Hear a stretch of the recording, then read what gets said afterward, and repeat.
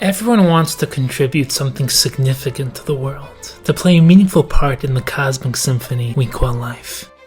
This theme is powerfully expressed in this week's Parshat, Acharei, which begins by describing the avoda, the divine service that Aaron performed on Yom Kippur, the Day of Atonement. Aaron's commanded to first bring a korban, a sacrifice to atone for his own sins, and then bring the korban to atone for the sins of the entire Jewish people. The order of these sacrifices is peculiar, appearing antithetical to Aaron's role as the spiritual leader of the Jewish people. Because a leader is called upon to be selfless, unceasingly devoted to his or her people, putting the Jewish people's needs before their own. So why then does Aaron take care of his own atonement before turning his attention to the people? Now, in order to understand the meaning behind the order of Aaron's korbanos, we need to understand the concept of giving in greater depth. In order to contribute to this world, you must first build something worth contributing. In order to truly love others, you have to first love yourself. The first step of life is building internally, developing your own skills and gifts. And this means building your mind and inner world, developing your beliefs and convictions, your understanding of Hashem and His Torah. Simultaneously, we must develop our midos, our character traits, and our personality, work on our self-discipline, and craft the ideal lifestyle to maximize our potential in this world.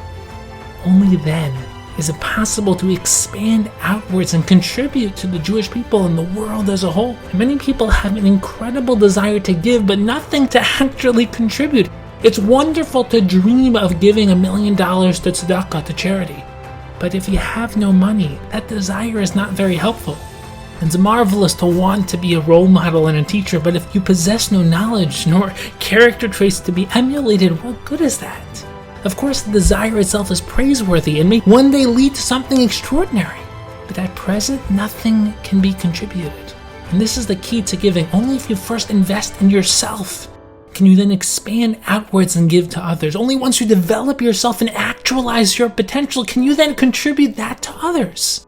So investing in yourself is actually the most selfless form of selfishness, as it becomes the very foundation and requirement for giving.